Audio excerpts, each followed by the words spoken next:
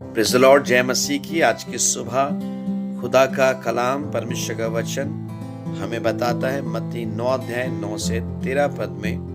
वहां से आगे बढ़कर यीशु ने मत्ती नामक एक मनुष्य को महसूल की चौकी पर बैठे देखा और उससे कहा, मेरे पीछे हो ले। वह उठकर उसके पीछे हो लिया। मत्ती, जिसे प्रभु यीशु मसीह ने चुंगी की चौकी पर बैठे देखा और उससे कहा, मेरे पीछे चल, और वो उस ज्योति की आवाज को सुन सका।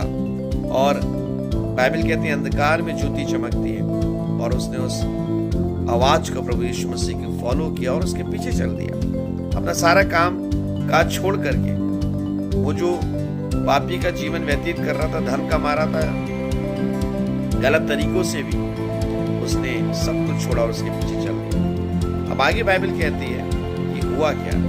जब वह घर में भोजन करने के लिए बैठा तो बहुत से महसूल लेने वाले और पापी आकर यीशु और उसके चेलों के साथ खाने बैठ गए। यह देखकर फरीसी ने उससे कहा, तुम्हारा गुरु महसूल लेने वाले और पापियों के संग क्यों खाता है? जब वो मत्ती के घर में गया, उसके घर में भोजन कर रहा था, बहुत से उसके फ्रेंड से जो पापी थे, और उसके समान ही महसूल लिया करते थे, ज्यादा लिया करते थे। और तब कुछ फरीसी लोग वो होते हैं जो अपनी बातों के बड़े पक्के होते हैं, मतलब इन द सेंस कि वो बड़े अपने आप को धार्मिक बनाए रखते हैं, वो उपवास करते हैं, वो व्रत रखते हैं, वो रोजा रखते हैं सप्ताह में 2 बार, और किसी का वो कहते हैं अन्याय नहीं करते हैं। और लेकिन बहुत से काम दिखाने के लिए करे, बहुत सी रीतियां और परंपराएं उन्होंने अपनाई थी जो दिखाने के लिए थी कि वो धर्मी दिखाई दे। और इस कारण से वो चौकों में जाकर के, रास्तों में जाकर लंबी लंबी प्रार्थनाएं किया करते थे ताकि वो धर्मी जान पड़े। और ऐसे लोग कहने लगे यीशु मसीह से, कि यीशु मसीह के बारे में, कि तुम्हारा गुरु जो है महसूल लेने वालों और पापियों के संग क्यों खाता है? चेलों से कहने लगे। यह सुनकर यीशु ने कहा, बड़ी इंटरेस्टिंग बात है, ये सुनकर यीशु ने कहा, वैद्य भले चंगों के लिए नहीं परंतु बीमारों के लिए आवश्यक है। वैद्य भले चंगों के लिए नहीं लेकिन बीमारों के लिए आवश्यक है। यानी बीमार कहाँ जाते हैं? डॉक्टर के पास जाते हैं, और डॉक्टर कहाँ जाता है? बीमारों के पास जाता है। इसलिए तुम जाकर इसका अर्थ सीख लो। फरीसियों से कह रहा है, धर्मियों से कह रहा है। और आज परमेश्वर उन लोगों से जो अपने आप को बड़ा धर्मी महसूस करते हैं, या अपने आप को बहुत बड़ा महसूस करते हैं कि वो बहुत कुछ जानते हैं, उनके पास बड़ा ईश्वरीय ज्ञान है, वो कहता है, मैं बलिदान नहीं परंतु दया चाहता हूं। कई बार हम बहुत से बलिदान करना चाहते हैं, हम अपना भी बलिदान करना चाहते हैं, लेकिन वो कह रहा है, मैं बलिदान नहीं परंतु दया चाहता हूं। वो बलिदान चाहे पैसों के रूप में हो, वो बलिदान चाहे हमारे शरीर के रूप में हो, वो कह रहा है, मैं बलिदान नहीं परंतु दया चाहता हूं, क्योंकि मैं धर्मियों को नहीं परंतु पापियों को बुलाने आया हूं। हालेलुया।